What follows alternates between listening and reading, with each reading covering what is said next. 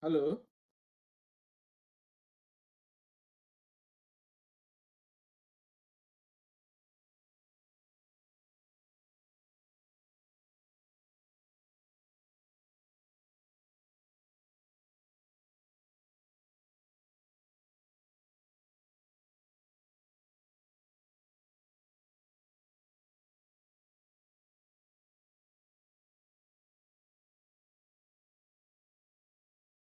halo Dek.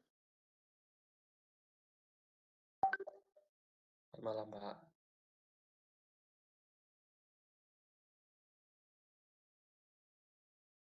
Halo.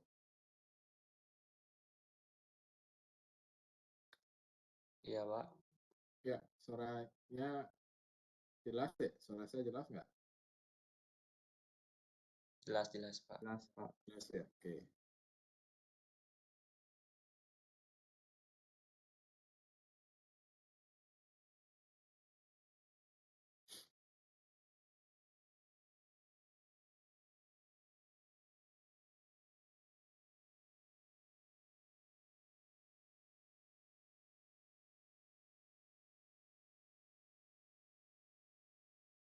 Kita mulai ya, atau nunggu dulu?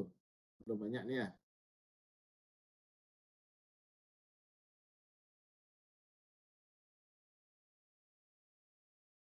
Tunggu dulu 5 menit ya, biar banyak yang bergabung ya.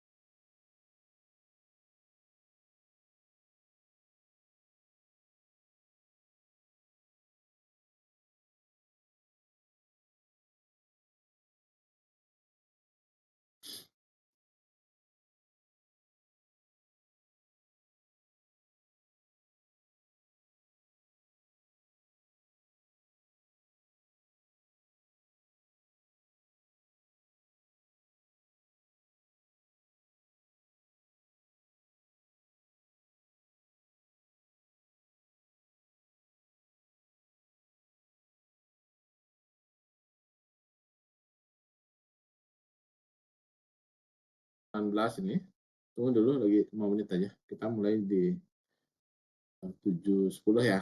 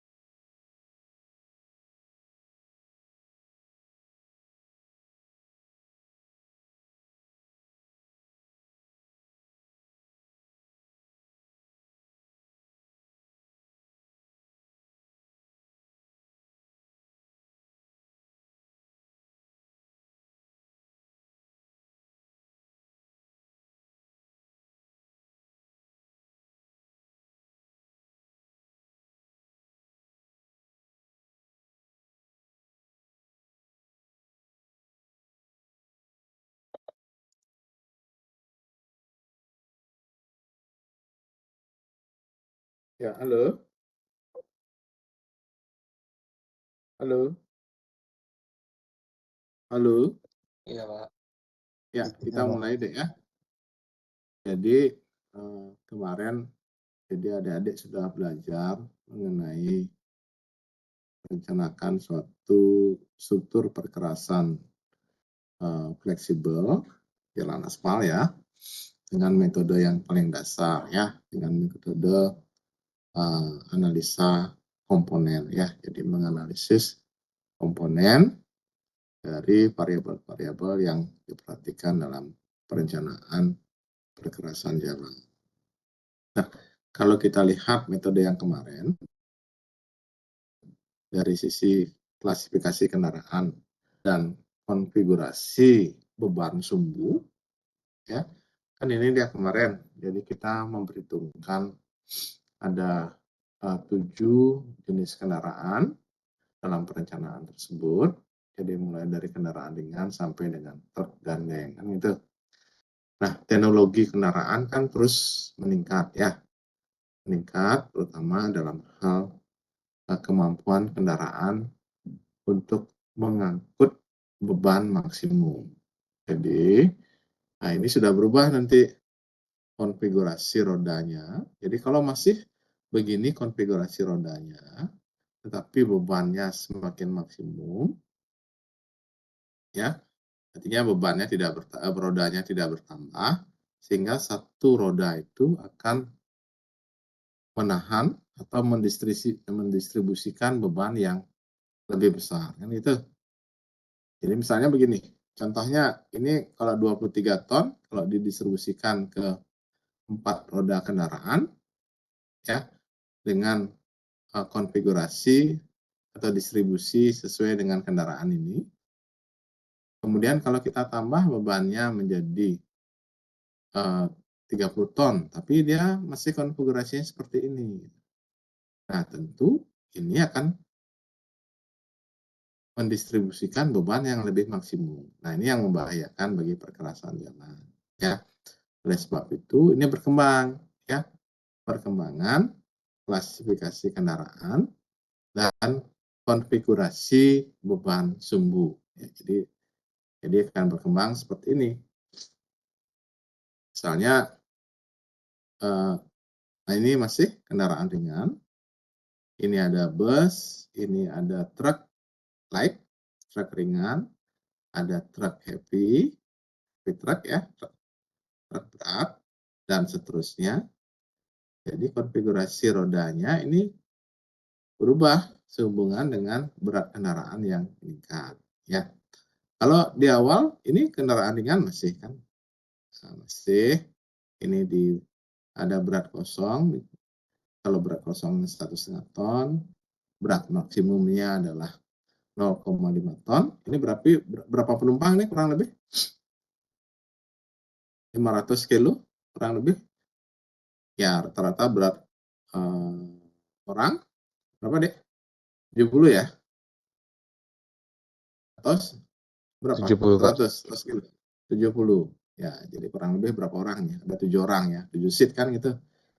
Mobil penumpang kan, mobil pribadi rata-rata 7 seat kan, 7 penumpang ya. Jadi kurang lebih seperti itu. Kalau bus yang metode lama, ini busnya berapa ton? 8 ton ya. Nah, sekarang busnya adalah tambah 1 ton lagi menjadi 9 ton. Jadi ini yang berkembang, konfigurasi beban kendaraan. Ya.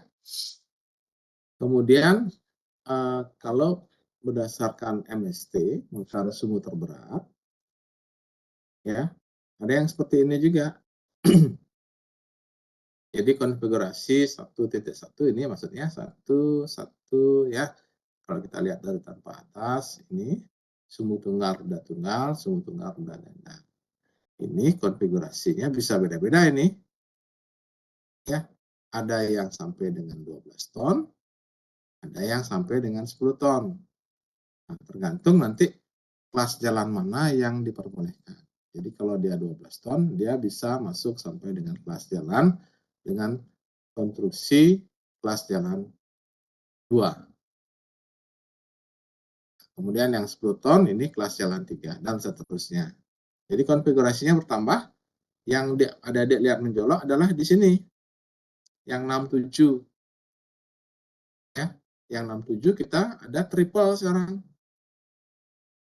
Yang tadi yang di depan kan ada dual, tandem. Yang begini, ya. Sampai yang begini kan gitu. Kalau yang di sini sudah mulai ada triple. Ini triple, ya.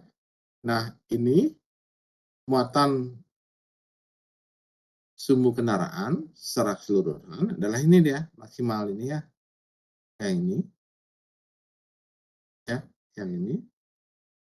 Nah, kalau kita lihat sumbu kendaraannya tunggal, roda tunggal, ini sumbu ganda, roda ganda 3 ini, seperti ini. Dibandingkan, coba kita kembali ke awal, ini muatan totalnya berapa? 30 ton, bisa 24 ton, bisa 27 ton. Kalau kita lihat yang di awal, mana adik-adik? Ini ya, ini 20 ton ini dia konfigurasinya. Nah, kalau ini dipaksa 30 ton, ini bebannya besar banget, karena kan roda belakangnya adalah tandem ya. Ini dual. Jadi jumlah total rodanya ini adalah berapa, Dek? 8 ya. Ini 4 kan gitu. 20 ton. Nah, kalau dibandingkan dengan ini, nah ini sampai dengan 30 ton, ada 24 ton, suspensi biasa ya. Ada yang 27 ton. Ya. Tapi rodanya belakangnya berapa ini? 12 kan gitu. Jadi masing-masing sumbu dia menerima atau mendistribusikan beban yang lebih ringan dibandingkan dengan yang tadi. Karena ada tambahan satu sumbu lagi atau 4 roda lagi ya yang membagi berat yang sama. Kalau ini dipaksa ke yang begini, beban terhadap perkerasan ini besar sekali. Nah, inilah perkembangan daripada konfigurasi sumbu yang terjadi. Oleh sebab itu, ada seperti ini juga. Yang seperti ini juga yang triple. Ini roda single, ini tandem, ini yang triple. Ada seperti itu juga. Ini sampai dengan, kalau kita lihat sampai yang paling berat ini, sampai dengan 56 ton. Ya, sampai dengan 56 ton. Kalau yang dulu berapa?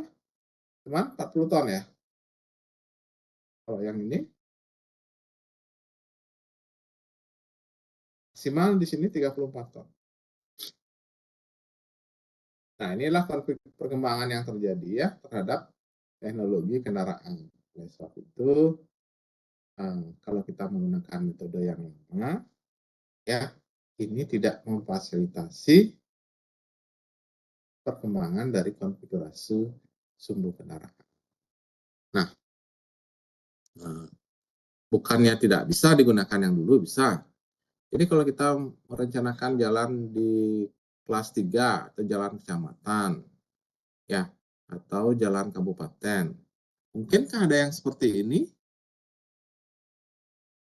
Dan jalan kecamatan, apa ada kendaraan rencananya nanti seperti ini masuk? Kan nggak mungkin ya. Ya, jadi dibatasi kendaraan yang seperti ini kan, atau tidak boleh sama sekali kan ya. Oleh sebab itu masih bisa digunakan untuk kondisi-kondisi yang seperti itu. Nah, metode yang lain, metode yang lama, kalau kita melakukan overlay, ada suatu tahapan yang dilakukan di mana kita harus menghitung kondisi perkerasan jalan lama. Itu berapa nilai sisanya kan itu. Ya, ini kalau kita lihat, kalau kita menilai lapisan permukaannya, ini kan sifatnya subjektif. Jadi kalau satu orang menilai, belum tentu orang lain mempunyai penilaian yang sama. Ini misalnya, ini kok kalau menurut saya ini 80%, walaupun sudah ada gambar-gambar panduan. Kalau saya ini rasanya cuma 70%. Dan seperti itu, sering sekali terjadi perdebatan seperti itu. Ya. Kemudian kalau kita menilai kondisi perkerasan jalan lama untuk lapisan di bawah permukaan, lapisan fondasi maupun lapisan fondasi bawah, gimana caranya? Ini kan destruktif ini. Kita harus membongkar lapisan permukaan, kemudian mengamati atau menguji lapisan fondasi maupun lapisan fondasi bawah. Nah, setelah kita mendapatkan data tersebut atau sampel tersebut, ya, nah ini kita tutup kembali. Itu perkerasan ini kita tutup kembali.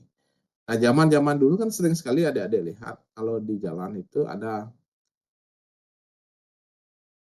kalau ada pekerjaan perencanaan, dia akan melakukan galian. Itu namanya test pit. Jadi melihat galian sampai dengan struktur bawahnya seperti apa. Nah, kemudian permukaannya diamati, kemudian di bawahnya digali, ya jadi umumnya sekitar 80 kali 80 atau 1 meter 1 meter. Kemudian di bawahnya lagi digali, ya. Kemudian diambil sampel, kemudian sambil dia mengecek apakah ada infrastruktur di bawahnya, ya. Infrastruktur lain di bawahnya, misalnya galian untuk kabel dan seterusnya. Nah, ini sifatnya destruktif. Kalau ini kelemahan daripada yang lama, ya, yang metode analisa komponen yang sudah dipelajari sebelumnya, terutama kalau digunakan untuk perencanaan perkuatan perkerasan jalan atau overlay, ya. Sampai di sana dulu pengantar saya. Ada komentar?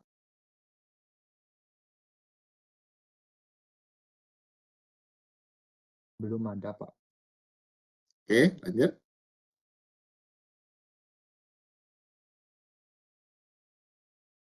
Nah, ini masih salah satu penilaian.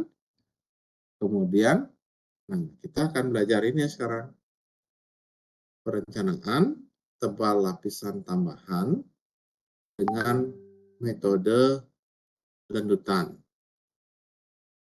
Nah, manualnya PDT 05/2005B tentang cara uji lendutan perkerasan lentur dengan menggunakan alat Benkelman beam. Ya, kemudian ini yang terakhir, jadi perkembangan dari PDT 05/2005B ini adalah SNI 2416 tahun 2011, ya. Nah, referensi yang digunakan, nah, salah satunya yang adik-adik sudah pelajari sebelumnya, ini SNI 03/1732 tahun 89 terkait dengan perencanaan tebal perkerasan dengan metode analisa komponen. Ya, ini adik sudah pelajari. Dan ini akan mempermudah ketika nanti kita akan belajar di bawahnya. Kemudian standar asingnya, kalau padanan terhadap ASTU, ini 25601 terkait dengan standar metode for test for performance deflection measurement. Jadi cara mengukur lendutan pada perkerasan. Kemudian ini berkembang, ya. Kalau di Indonesia, ini awalnya tahun 83, ini berlaku. Kemudian yang paling baru ini, ya, tahun 2008. Jadi ada penyempurnaan terkait dengan manual metode ini. Yang terakhir adalah tahun 2008 adalah metode pengujian lendutan perkerasan lentur dengan alat BB, ya. Yang saya share tadi adalah yang ini, ya, yang 2005, ya.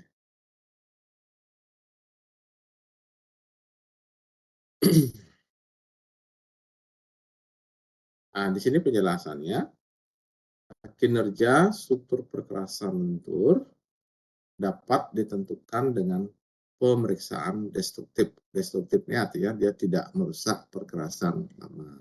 Ya. Jadi pemeriksaan dengan menggunakan alat atau tool yang diletakkan di atas permukaan jalan sehingga tidak mengakibatkan rusaknya konstruksi perkerasan jalan. Nah, alat yang digunakan sebenarnya ada dua. Mengukur lendutan kita pada prinsipnya. Yang pertama bisa pulling weight deflectometer. Ya, jadi ada beban yang dijatuhkan, kemudian diukur berapa nilai lendutannya. Kemudian satu lagi adalah dengan Benkelman beam atau balok Benkelman. Ini sama-sama mengukur lendutan. Cuman yang pertama dengan menjatuhkan beban, yang kedua dengan menggunakan beban kendaraan standar. Ini ya, ini alatnya khusus. Ini dengan menggunakan beban kendaraan standar. Apa yang kita sebut standar sebentar kita belajar di belakang ya. Alat ini jadi terutama untuk BB ini mengukur lendutan balik maksimum. Ada namanya lendutan titik belok. Ada namanya cekung lendutan akibat beban roda tertentu, beban roda standar maksudnya di sini.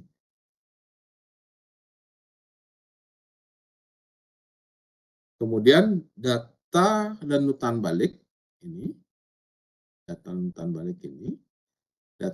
balik maksimum ini digunakan sebagai perencanaan lapisan tambahan atau overlay pada perkerasan jalan. Jadi kita mengukur kondisi perkerasan jalan lama dengan mengukur nilai lendutannya, terutama lendutan balik. Dengan menggunakan kedua alat ini, ya. Tapi kalau di Bali, ini yang biasa digunakan, Benkelman beam. Karena alat ini alat khusus ya, FWD ini ya. FWD-nya alatnya alat khusus, ya. Yang kalau di Bali, dia belum ada ya, paling dari Surabaya. Balai yang punya ya, jadi balai jalan. Biasanya kalau di Bali karena alat yang terbatas dia masih bisa menggunakan alat PB ini. Kalau FWD begini alatnya dek, bentuknya dek.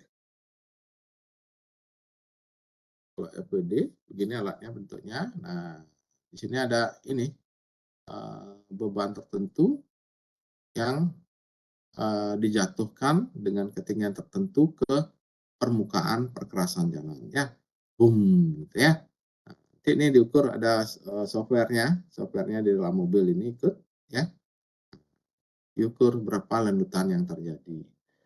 Dan ini mobil ini alatnya bergerak lagi ya pada titik pengujian berikutnya, kemudian prepare pengujian dan seterusnya. Pengujiannya menuntun seperti itu.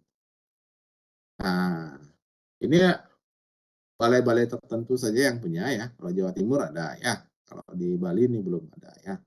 Karena kita masuk kalau di Bali ini terkait dengan kebinamargaan kita masih berada di Balai Surabaya ya, satu wilayah dengan Balai Surabaya. Sehingga kalau biasanya kendala apa namanya keterbatasan alat ini jarang digunakan di Bali sebagai apa namanya alat untuk mengukur lendutannya. Kemudian ini Anda berkembang juga yang ini LWD ini adalah light deflectometer. Ya, ini biasanya digunakan pada daerah-daerah yang lebih terpencil ya, misalnya di Papua, nah seperti ini karena beratnya membawa alat seperti ini, nah digunakan bisa seperti ini ya. Ini lumayan harganya ya, yang segini aja hampir 2M-an ini ya, ini ya, termasuk softwarenya ya. Yang LWD ini ya. Kalau yang ini ya nggak tahu saya ini berapa harganya ya. Nah, kalau alat BB, Benkelman beam, beam balok, Yang dimaksud balok itu adalah ini. Ini, kalau kita lihat, ini balok. Nah, ini balok. Ya, balok ini terbuat dari stainless steel ya. Stainless steel. Ini terdiri dari dua bagian sebenarnya. Ini balok bagian atas. Ini balok bagian bawah. Kemudian di setting ini ada bautnya ya, ada sumbu O-nya, ini ada bautnya, kemudian di setting ini juga ada bautnya di sini, kemudian di setting seperti ini ya. Jadi beberapa bagian daripada balok ini yang dimaksud tumit batang, ini dia ya, paling ujung ini. Jadi ini titik kontak tumit batang dengan permukaan jalan. Jadi kalau kita mengukur lendutan, ini tumit ini bersentuhan dengan permukaan jalan ya. Ini batang pengukurnya, kemudian ini sumbu join antara balok atas dan balok bawah. Kemudian ini ada kaki yang bisa digunakan menyetel posisi balok sehingga posisinya ini ya, ini tegak lurus dengan permukaan ini ya, tegak lurus dengan permukaan jalan. Jadi kalau kurang ini bisa di setel ya, bisa setel kakinya. Kemudian di sini ada water pass ini, pendatar ini ya, ada water pass, kayak water pass tukang itu, ada gelembung air itu ya. Jadi kalau dia kurang datar ya, nah ini di setel ini ya, kaki-kakinya, kemudian ini dilihat dari water pass-nya. Jadi gelembungnya ada di tengah begitu ya. Jadi ini sudah tegak lurus dengan permukaannya. Ini ada penggetar buzzer, ini uji coba dulu. Uji coba apakah arloji pengukur lendutan ini bekerja dengan baik nggak ya? Biasanya digetarkan ya. Jadi digetarkan, ini ada sumber baterainya. Di on kan ini bergetar gitu ya. Nah, ini terbaca nggak, bergerak nggak ininya ya. Nah, kemudian ini ada kaki belakangnya ya. Kaki belakang, ini kaki depan. Ini juga bisa diatur. Jadi supaya balok ini ya tegak lurus nanti ditumitnya dengan permukaan jalan.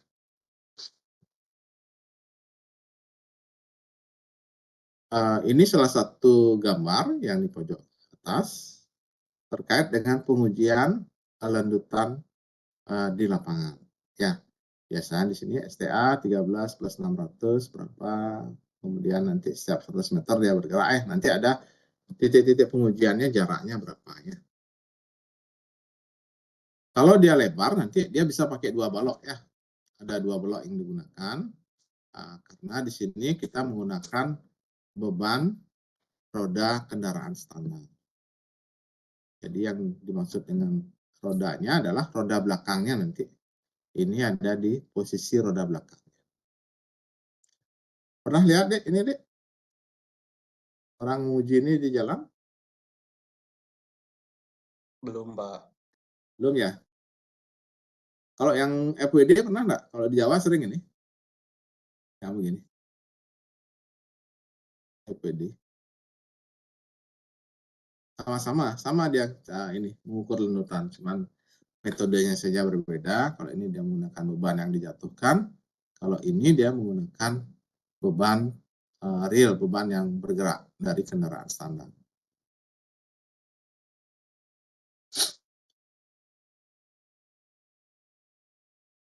Ada komentar dulu silakan.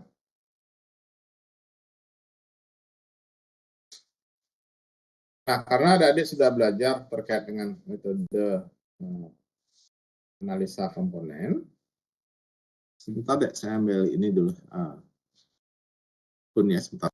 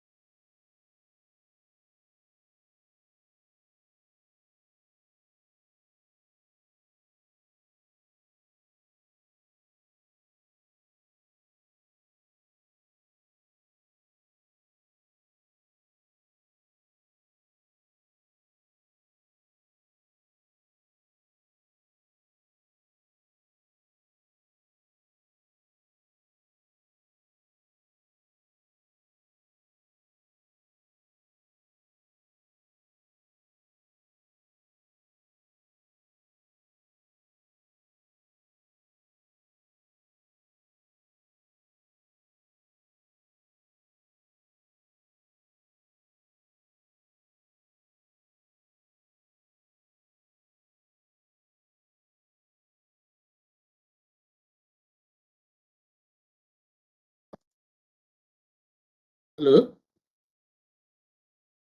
Halo? Masuk, Pak.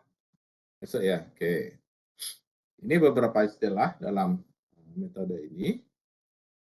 Pertama, angka ekivalen beban sumbu kendaraan. Ini sama dengan yang Adik-adik pelajari kemarin ya. Sama.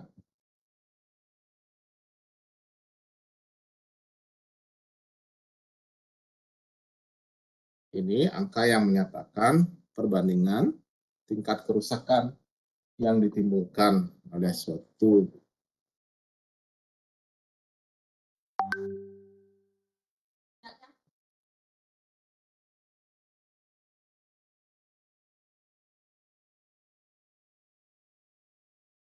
sama dengan yang kemarin ini ya. Jadi angka yang menyatakan perbandingan tingkat kerusakan yang ditimbulkan oleh satu lintasan sumbu kendaraan terhadap tingkat kerusakan yang ditimbulkan oleh satu lintasan beban sumbu standar. Beban sumbu standar yang kemarin masih ingat apa itu, Dek?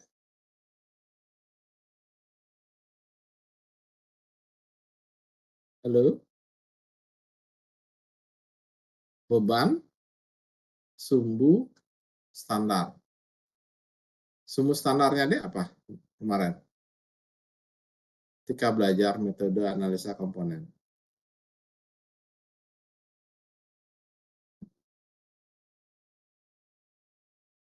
Sumbu tunggal, roda ganda, dengan beban sumbu berapa? Halo?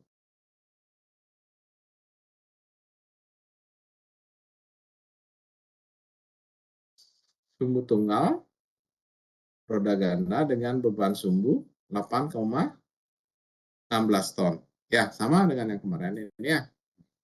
Jadi sumbu depan, ya, sumbu tunggal, roda tunggal, dan beban sumbu 1 ton diekivalenkan dengan sumbu tunggal, roda ganda dengan beban sumbu 8,16 ton. Ya, kemudian sumbu yang lain juga diekivalenkan dengan menggunakan faktor ekivalen. Nah, ini dia ya ekvivalennya.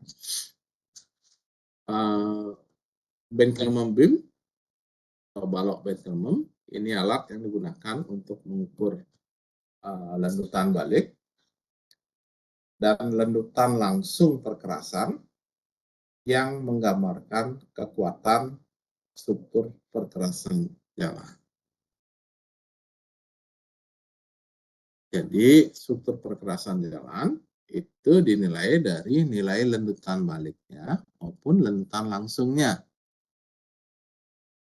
Yang dimaksud dengan lendutan balik adalah lendutan yang terjadi akibat suatu beban sumbu standar dan lendutan yang membalik ke atas ketika beban sumbu standar ini dihilangkan secara perlahan-lahan. Nah, itu yang dimaksud dengan lendutan balik. Kemudian ada CESA, kumulatif ekivalen standar X-load, akumulasi ekivalen beban sumbu standar selama umur rencana. Kalau metode yang kemarin apa ini? Kalau metode analisa komponen yang kemarin, ini setara dengan apa, Dek? CESA ini, Dek?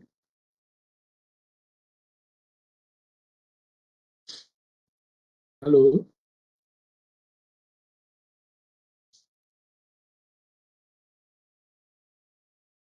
LEP dan LA apa? Setara dengan LER ya, lintas ekivalen rencana. Ya. Dan ada lendutan maksimum deflection. Besarnya gerakan turun vertikal maksimum suatu permukaan perkerasan jalan akibat beban. Jadi ini nilai lendutan. Jadi kita nggak bisa secara kasat mata, kita nggak bisa ukur. Tetapi dengan menggunakan alat BB, kita bisa ukur berapa mili, satuannya mili ini, berapa mili gerakan turun vertikal yang terjadi pada permukaan perkerasan jalan akibat beban standar nanti. Ya, akibat sumbu standar dan beban standar.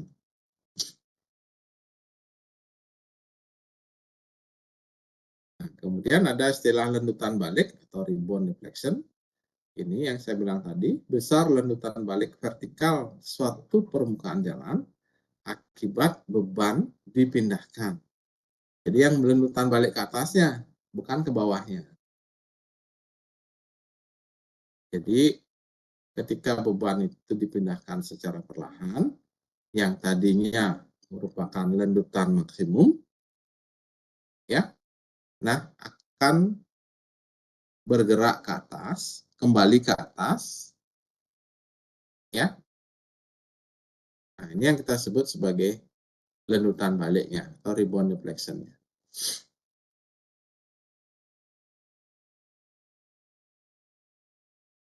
Kemudian ada lendutan rencana, lendutan izin, besar lendutan rencana atau yang diizinkan sesuai dengan akumulasi ekuivalen beban sumbu standar selama umur rencana. Jadi kalau adik-adik nanti sudah menghitung beban rencananya berapa CSA, berapa kumulatif ekuivalen single exclude-nya atau standar exclude-nya, ya, berapa beban rencananya ke depan, berapa lendutan rencana yang diizinkan. Kalau misalnya rencana yang lendutan yang terjadi akibat CSA ini melebihi daripada lendutan rencana izin, logikanya overlay-nya bagaimana, Dek? Tebalnya overlay kurang tebal. Ya. Jadi kalau dengan CSA yang direncanakan lewat lendutan rencananya, lendutan yang terjadi ini lebih kecil dari lendutan yang rencana yang diinginkan, ini berarti tebal overlay-nya mencukupi. Itu logikanya.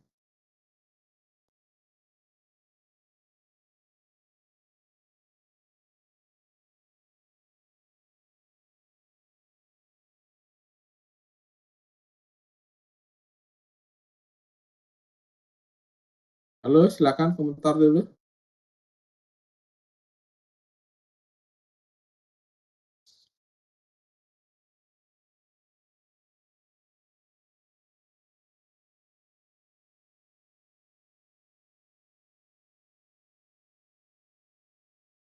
Jauh ini belum ada, Pak. Oke, lanjut. Ada pusat beban, load center. Jadi letak beban pada permukaan perkerasan jalan yang berada tepat di bawah garis sumbu gandar belakang dan di tengah-tengah ban ganda sebuah truk standar. Jadi titik pengujian kita ada di sini nanti, di pusat beban. Ya, jadi letak beban pada permukaan perkerasan yang berada di bawah garis sumbu gandar belakang dan di tengah-tengah ban ganda sebuah truk standar.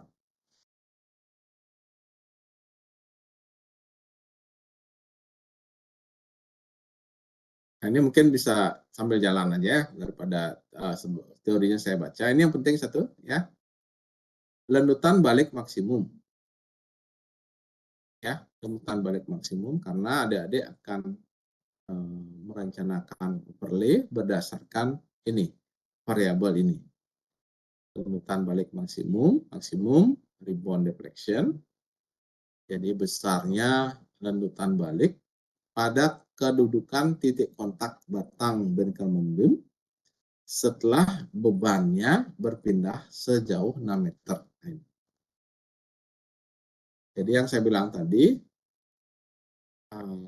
letupan maksimum itu terjadi di pusat beban. Itu Nah, ketika beban ini dihilangkan atau berpindah sejauh 6 meter dengan kecepatan tertentu dan berhenti di titik 6 meter dari pusat beban, maka terjadi lendutan balik ke atas ya, dari posisi lendutan maksimum yang ke bawah tadi, yang pada pusat beban tadi. Nah, kalau begini ceritanya, lendutan maksimumnya terjadi di mana sekarang ini? Kalau di awalnya adalah ya yang kita ukur sekarang adalah lendutan baliknya setelah dia bergerak sejauh 6 meter, maka lendutan maksimumnya terjadi di mana?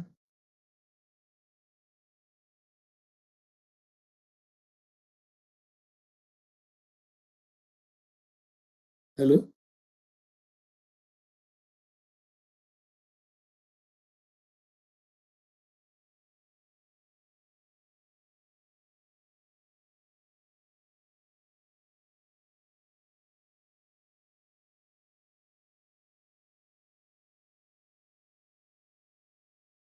Lendutan maksimumnya ada di sini, ya, di 6 meter ini.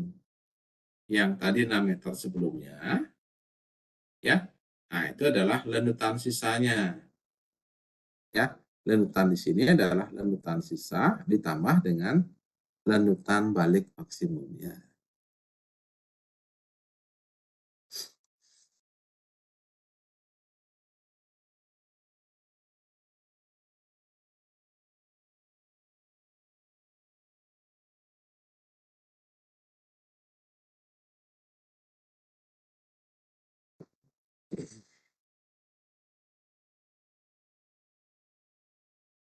Beban sumbu standarnya, Dek, sama dengan yang kemarin, Dek, ya. Jadi sumbu tunggal, roda ganda, dengan beban 8,16 ton. Ya, pada kondisi rodanya masih bagus, ya tekanan angin ban 5,5 kg per cm square. Ini diukur terus nanti setiap pengujian, ya. Kurang lebih jarak antar as roda ini adalah 33 cm, ya. Ini bannya adalah ban standarnya adalah yang menyentuh permukaan jalan, jadi ukuran bannya kurang lebih 11 cm. Ya, jadi masing-masing roda ganda ini menerima beban, distribusi bebannya adalah 4,08 ton. Jadi 4,08 ton di sini juga 4,08 ton. Ya, beban sumbunya adalah 8,16 ton. Yang gimana kira-kira ini? Ini ya, kendaraannya. Kendaraannya, start dulu. Nah, seperti ini. Ya, kendaraannya seperti ini. Ini truk, sumbu depan, sumbu tunggal, roda tunggal. Yang di belakang, sumbu tunggal, roda ganda. Kemudian berat kosongnya 5 ton, dibebani, ya, dibebani, kemudian beban sumbunya menjadi 8,16 ton. Kemudian sumbu roda kiri kanan masing-masing menerima beban 4,08 ton. Yang begini, Dek, di lapangan, Dek. Standarnya, Dek.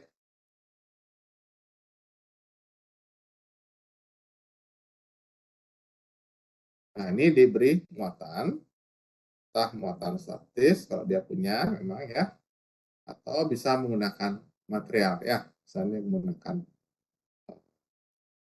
pasir, menggunakan koral dan seterusnya. Kemudian berat kosongnya timbang dulu, kemudian berat sumbu belakangnya ini, ya ini timbangan di AMP ya. Ini berat sumbunya ditimbang. Nah, ini adalah 8,16 ton. Nah, ini adalah berat standar. Berat standarnya ini berat dengan spesifikasi standar dengan berat kosong 5 ton, kemudian jumlah as 2 buah, di mana roda belakang adalah roda sumbu tunggal roda ganda. Ini beban masing-masing roda ganda belakang, ya. Ini kurang lebih menerima beban 4,08. Tadi ya, katanya ini. Dan kalau kita lihat di lapangan seperti ini.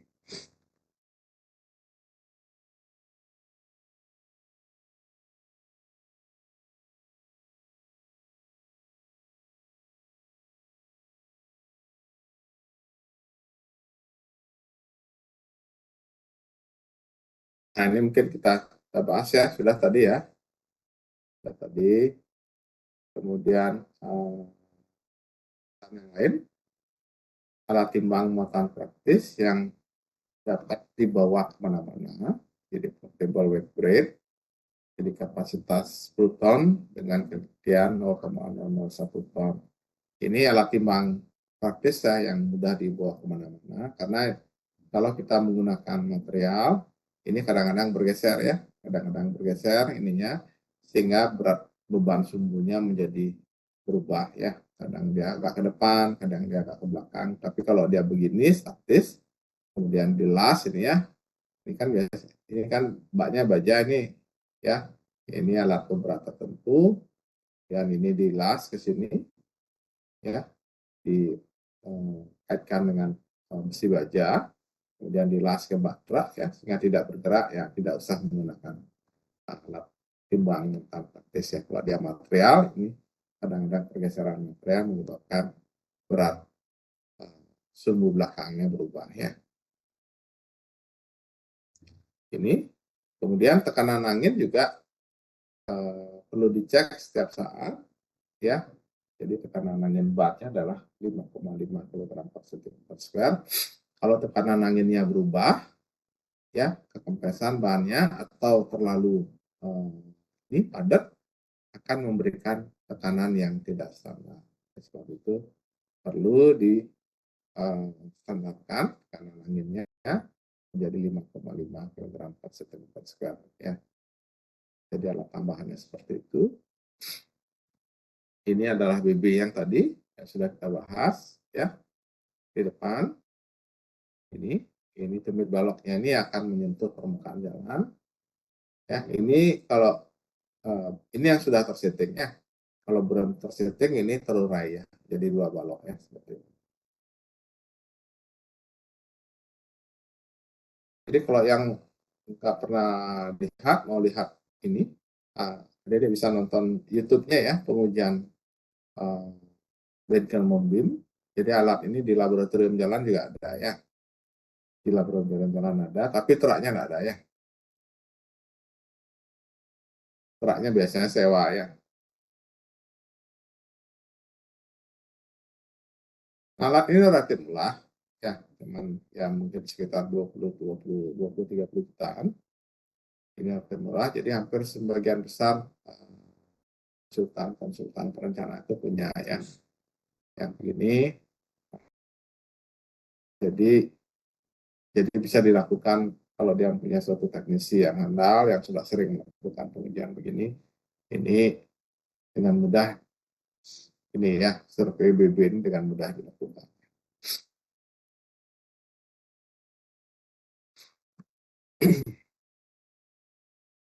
Alat tambahan juga yang diperlukan kalau kita menguji lendutan dengan BB, ini ada termometer udara,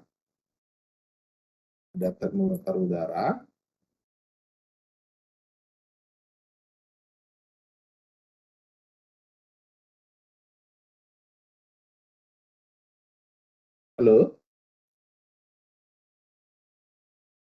halo.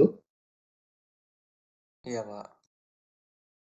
Jadi ini ada 2 termometer yang sebagai alat bantu. Yang pertama adalah termometer udara, digunakan untuk mengukur temperatur udara di lokasi pengujian.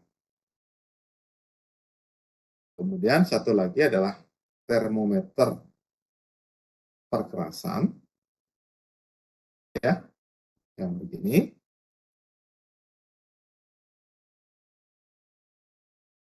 Aduh, sensor saya kok hilang.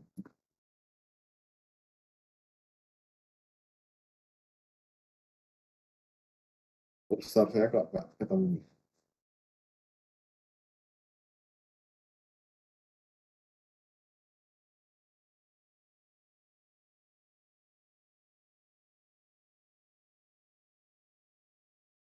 Yang ini deh, yang ini adalah termometer kekerasan. Nah, ini juga bisa ya, yang di sini, yang di sini.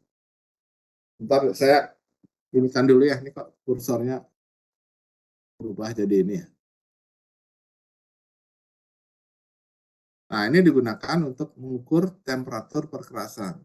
Jadi temperatur permukaan nanti ya, dan temperatur lapisan beraspal pada kedalaman tertentu.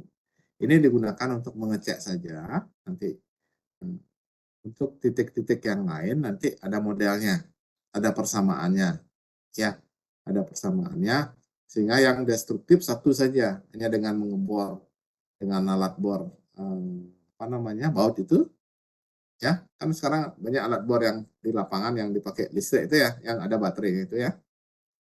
Nah itu saja pada kedalaman tertentu, kemudian diukur nanti ya, kemudian yang lain ya bisa digunakan pendekatan dengan mudah.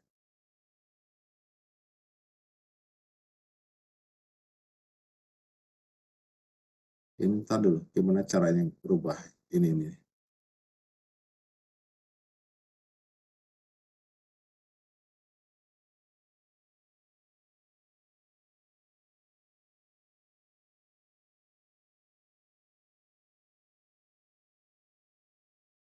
Ntar dulu deh, saya cari ini nggak ketemu ya.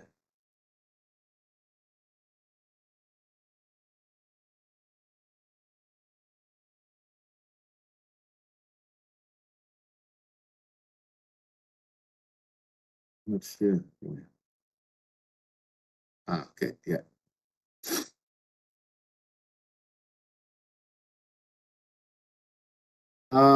Ada roll meter.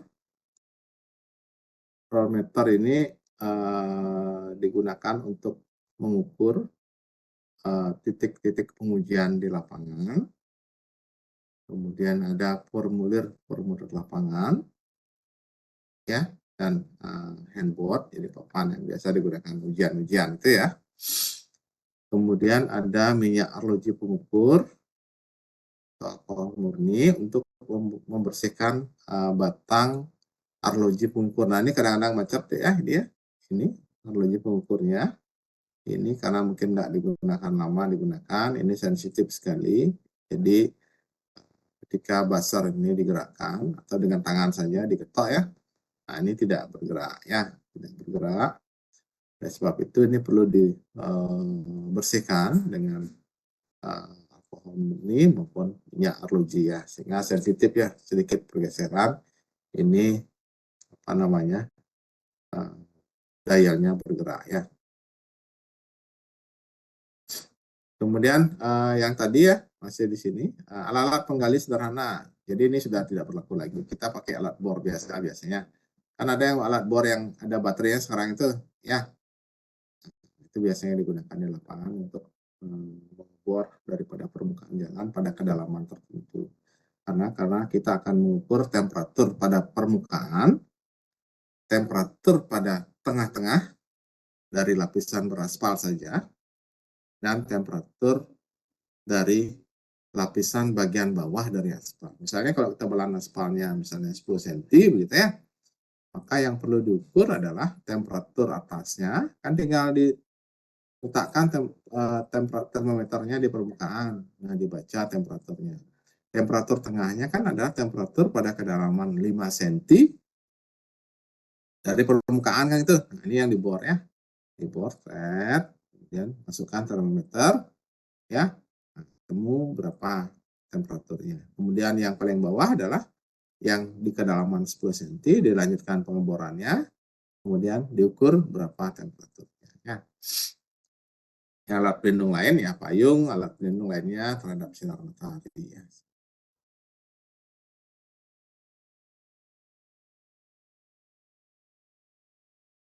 Nah, ada beberapa personil yang dilibatkan, yang jelas ini untuk alat tugas keamanan lalu lintas yang mengatur supaya ini, karena ini kan jalannya jalan yang sedang dipakai ya untuk arus lalu lintas ya, yang kita overlay kan jalan lama ya. Nah, ini harus diatur lalu lintasnya.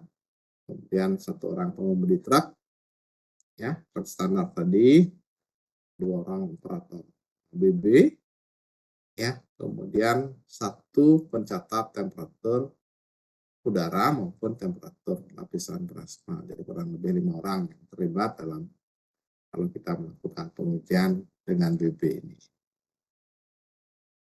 Kemudian ada alat ini K3 keselamatan kerja di jalan ya. Biasanya di depan maupun di belakang daripada titik pemeriksaan. Jadi ada rambu seperti ini ya. Jadi pemeriksaan jalan ya. Kemudian ada tanda penduduk lalu lintas. Kemudian ini kalau kita uji di malam hari ada lampu tanda peringatan yang dipasang di atas truk ya. Kemudian ini truknya ada spanduk di depan maupun di belakang truk. Spanduk ini ya adalah pemeriksaan jalan seperti itu. Ini ada standar-standar terkait dengan spanduknya ya. Ini alat untuk mengatur arus lalu lintas ya. Ini kemudian ini form-formnya, form surveinya ya, form surveinya ini. Kemudian ini form survei sudah ada ya, nanti bisa diikutin saja. Ini ada awal, antara, akhir. Nah, yang kita ukur adalah lendutan di awal dan lendutan di akhir saja. Awal itu adalah di pusat beban, lendutan antaranya bergerak 30 sampai dengan 40 cm. Ini kita sebut sebagai lendutan titik belok, kita tidak lakukan karena yang kita cari adalah lendutan titik balik saja atau rebound deflection saja. Itu ketika truknya berjalan sejauh 6 meter dari kondisi awal. Ini ya, awal dan akhir ya, itu yang dicari dan seterusnya. Itu dulu Dek, silakan Dek.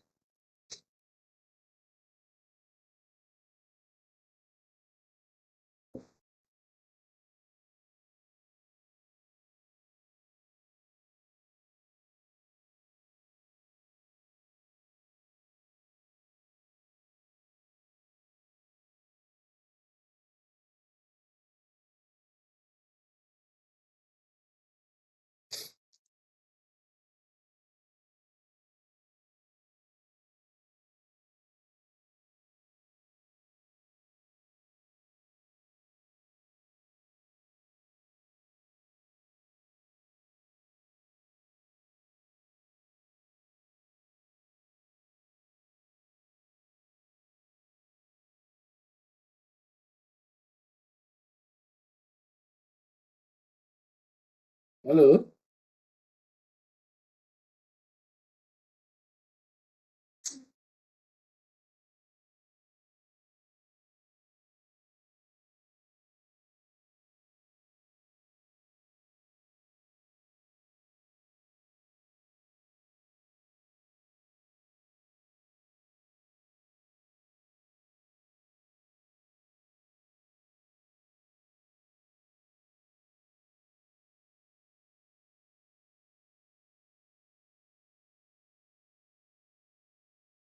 Halo, bisa lanjut ya?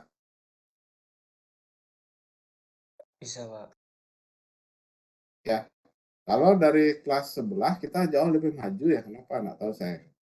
Kalau kelas sebelah kemarin, kalau kuliah ya, kalau adik-adik ikutin teman yang di sebelah, dia baru analisa komponen di apa namanya, di setelah mid kita sudah selesai di sana. Apa saya terlalu ngebut atau ada perubahan ini? Karena sekarang kan silabusnya IAB ya. Jadi saya nggak melihat ada di belakang itu ada perencanaan perkerasan rigid aku. Kalau yang dulu itu masuk ini adik-adik belajar terkait dengan perencanaan perkerasan kaku. Kalau di ini dia MDP saja. Mungkin nanti saya akan runding dengan Prof. Arya yang membuat silabus tersebut.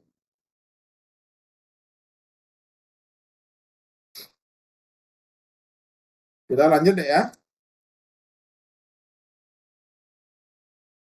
Baik, Pak, dilanjut saja. Ini lewat saja. Nah, ini yang di lapangan ya. Jadi dia membebani truk ini, truk standarnya dibebani dengan material ini ya.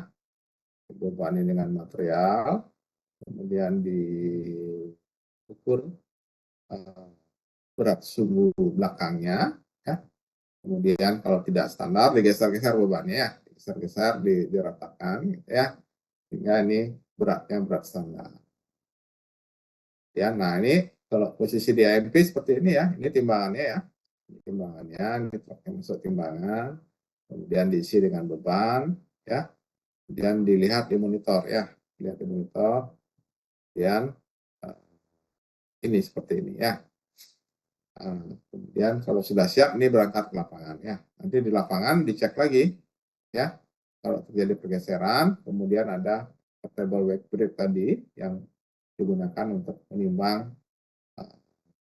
ini apa namanya truk ini di lapangan setempat ya, ditimbang berapa ininya dan distandarkan kembali ininya muatannya ya. Ini kondisi ban truknya masih standar, masih bagus. Kemudian tekanan anginnya diukur.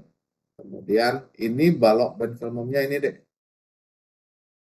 Jelas ya gambarnya. Ini balok ban filmnya. Nah, ini di sini. Nah, tergantung ininya, apakah dia nanti menggunakan 2 balok metronom atau 1 balok metronom, tergantung daripada lebar lajurnya nanti ya. Nanti ada sensor. Posisinya seperti ini di lapangan.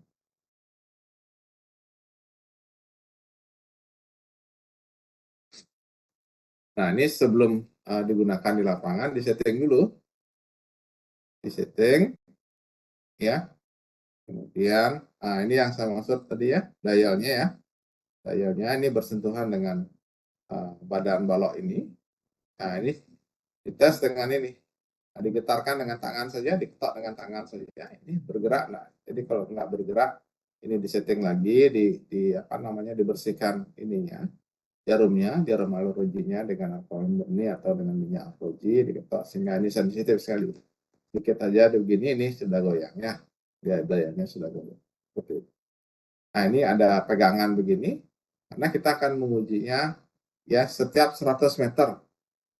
Jadi kalau jalannya misalnya 3 kilo, ya, jadi kurang lebih ada 31 titik pengujian nanti ya di lapangan.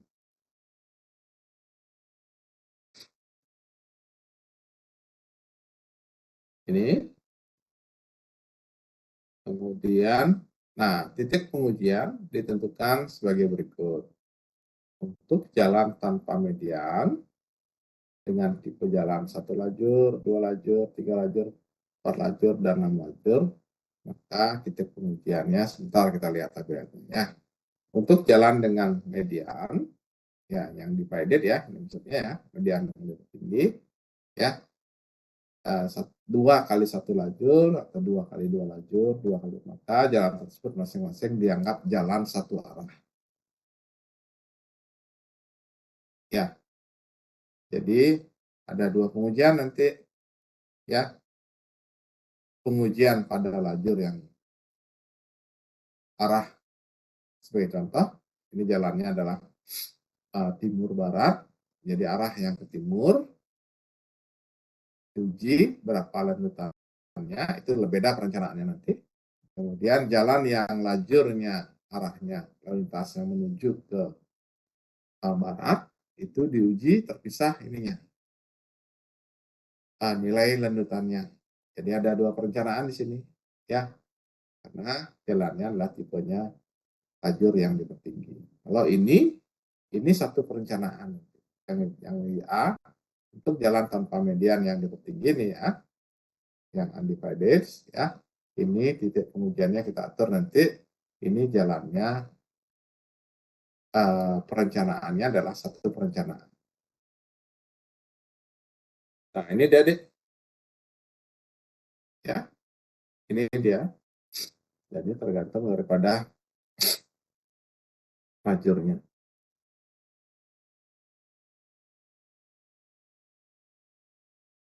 Jadi kalau dia sebentar dulu.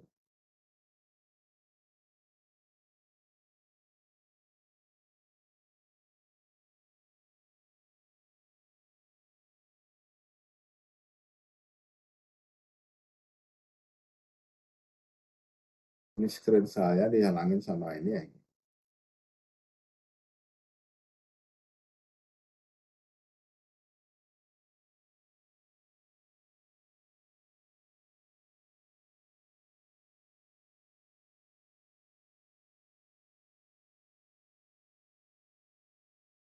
Nah ini ada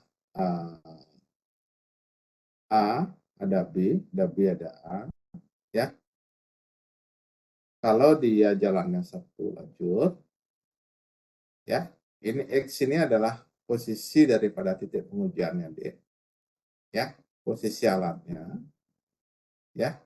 Kemudian kalau dia B ini adalah lebar lajurnya sampai dengan 5,5 meter,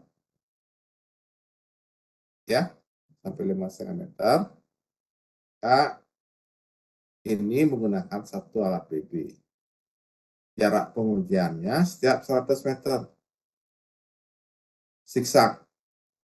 Jadi kalau di sini diambil di kiri, ya, kemudian 100 lagi ini bergerak ke kanan. Kemudian 100 meter ke depan lagi ini bergerak ke kiri dan seterusnya. Ya, bisa begitu ya. Nah, jarak A-nya ini jarak dari tepi penempatan alatnya. Ya, penempatan alatnya. Misalnya jalannya adalah satu lajur dengan lebar perkerasan kurang dari 3 meter, ini setengah meter dari tepi. Misalnya kalau 5 meter, ini 1,5 meter dari tepi. Nah, itu posisi titik pengujiannya. Ya. Kemudian kalau jalannya jalan dua lajur, jalan dua lajur, ini tanpa median yang dipertinggi deh ya, ini ya. Ini adalah lebar perkerasannya. Ya. Ini X ini adalah posisi balok BB-nya. Berarti dia kalau 2X ini menggunakan 2 balok BB. Satu di roda yang, anggap ini pergerakannya ke atas ya, pergerakan kendaraannya ke atas. Satu di roda yang kiri, satu di roda yang kanan. Bayang deh, kalau saya kembali ke depan, gambar truknya, nah ini kan roda yang kiri nih, dia menggunakan satu alat. Satu alat lagi adalah roda yang kanannya. Ya, seperti itu. Jadi dua alat. Kalau di tergantung lebar perkerasannya tadi yang kurang dari 5,5 meter, satu alat. Satu ini aja. Kalau yang lebih dari 5,5 meter, nanti dua alat. Yang di roda ganda kirinya satu, yang roda ganda kanannya satu. Dua-duanya dibaca nanti ini lanjutannya. Nah ini ya posisinya. Kemudian kalau jalannya dengan median yang dipertinggi, ini dianggap jalan satu arah. Ya, dianggap sebagai jalan satu arah. Jadi dianggap begini, ini dicari ini ya, data lenutannya, arah ke sana. Ini yang arah ke sini dicari data lenutannya. Jadi ada dua perencanaan nanti di sini. Perencanaan overlay di sini, perencanaan overlay di sini. Paham deh ya? Nah, ini yang tadi ada roll meter gitu ya. Ada roll meter. Nah, ini yang jalan di depan dulu. Ada kapur tulis yang dibawa ya. Jadi 100 meter, kemudian dia bergerak. Misalnya yang ini 80 cm dari tepi gitu ya. Bergerak 100 meter, diam, kemudian diukur dengan ini meteran yang kecil, 80 dikasih ini ya. Dikasih gini, tanah silang. Ya, nanti yang satu lagi kan mengikuti dengan roda di kanan. Bergerak lagi dia menyilang 100 meter begitu ya. Bergerak dia lagi 100 meter, kemudian dia cari ke kanannya ya. Kemudian silang dari kanan berapa. Terus dia bergerak 100 meter, nah, dan diukur di kiri dan kebayang deh ya.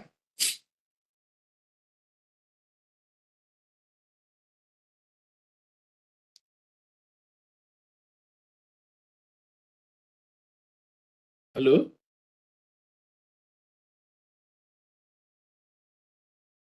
Ya nanti di kelas kita perjelas lagi ya.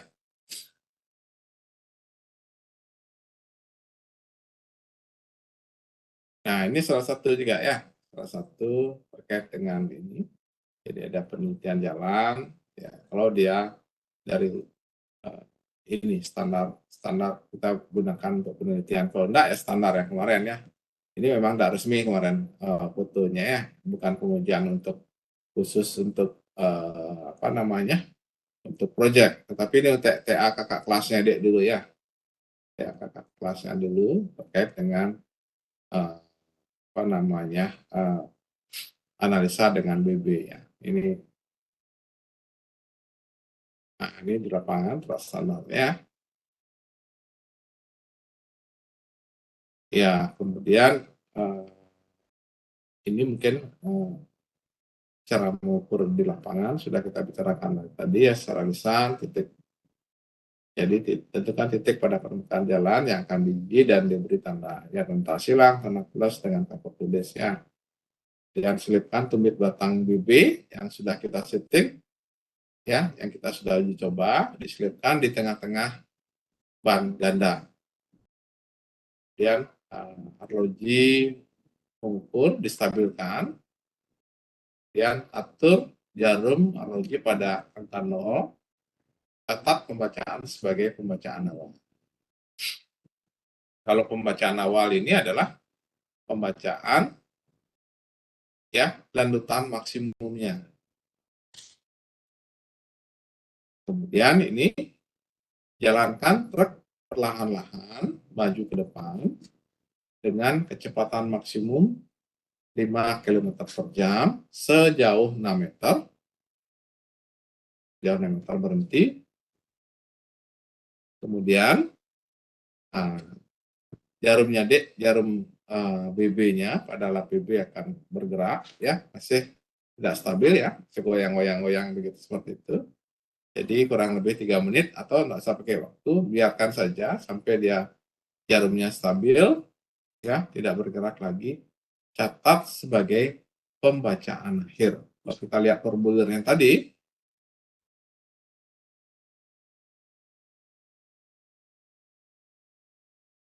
ini dia catat sebagai pembacaan akhir, pembacaan awalnya di sini.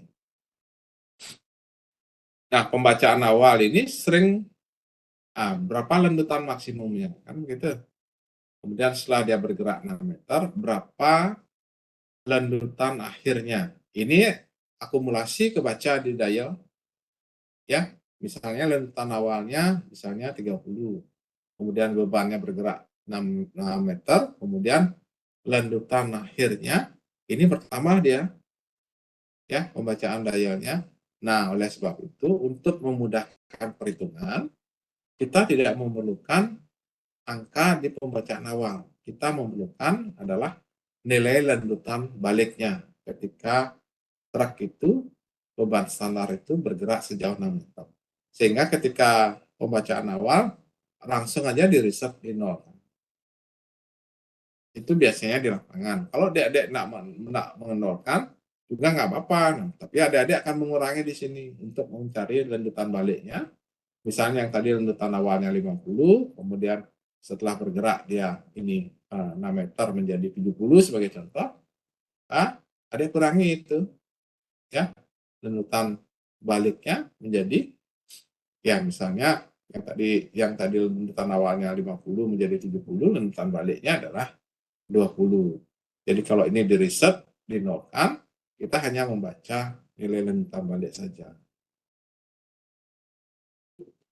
Jadi lanjutan awal ini kita sebut sebagai deflection yang pertama, ya. Lanjutan antara ini deflection yang kedua, ini kita tidak ukur, ya. Ini deflection yang ketiga adalah lanjutan akhir. Ada D1, ada D2, ada D3. Ya.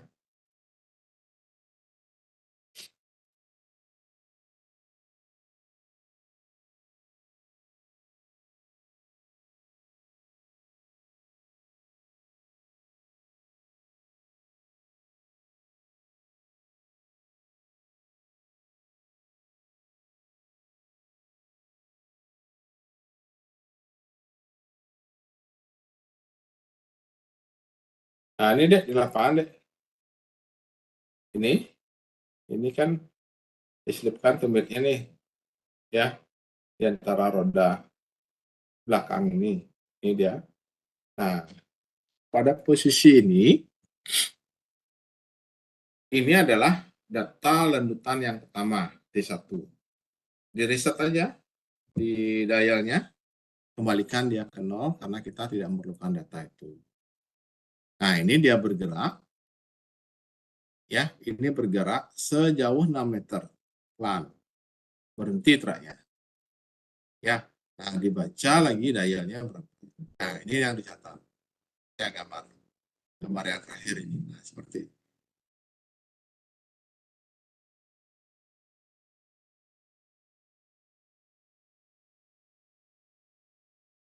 Ada komentar dulu, silakan.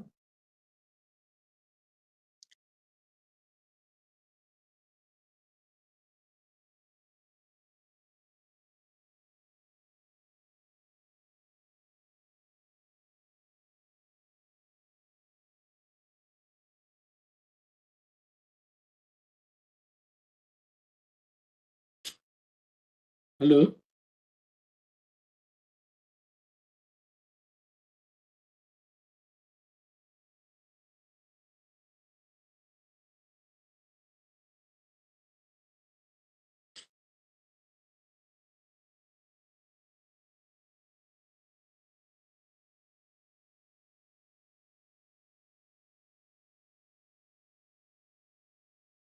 Halo, silakan deh. Kalau ada yang tanyakan.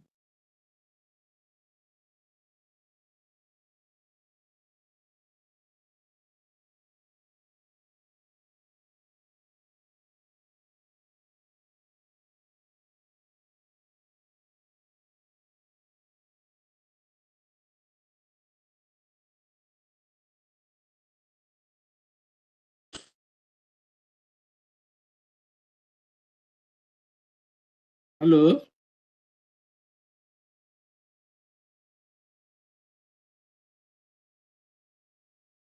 Ada respon nih.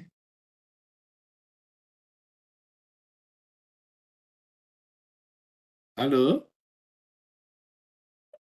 Halo, Pak. Ya, gini aja dah. Nah, kelihatannya kalau terlalu jauh ini online nggak bagus ini ya. Adik-adik saya tahu payah ini dari pagi juga ya. Nah, saya maunya cukupkan sampai di pengujian. Ya, di pengujian dulu. Kemudian kita offline nanti membahas mau diapakan data hasil pengujian di lapangan. Saya lanjutkan, ini kosong ini semua nih. Ya, kemarin memang saya ada acara apa namanya, acara adat Selasa Rabu, sehingga nggak bisa mengisi. Jadi untuk mengisi kehilangan waktu, mohon maaf, saya alihkan ke online di malam hari. Jadi mungkin nanti Selasa saya review kembali ya secara garis besar terkait dengan pengujian di lapangan tadi. Ya, kemudian kita lanjutkan analisisnya seperti apa. Tuh, ada komentar dulu, Dek. Silakan, Dek.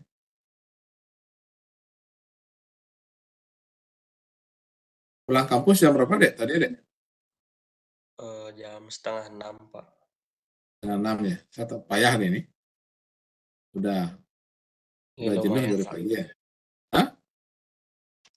Lumayan juga, Pak. Lumayan ya. Ya. Untuk Komentar perancangannya kita Selasa, Pak. Ya, Selasa ya. Oh, baik, Pak. Ya, Selasa, kemudian Rabu ya. Kan nggak semua menutup di Selasa ya. Halo?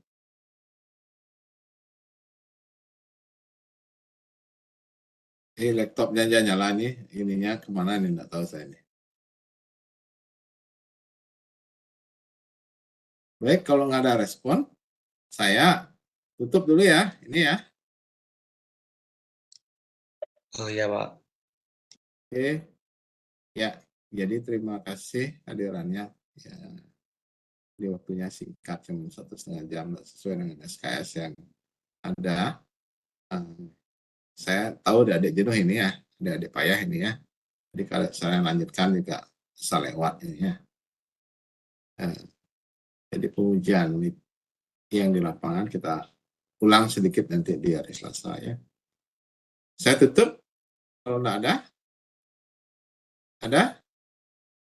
Oke, terima kasih ya. Kita Ya, end meeting dan live meeting ya.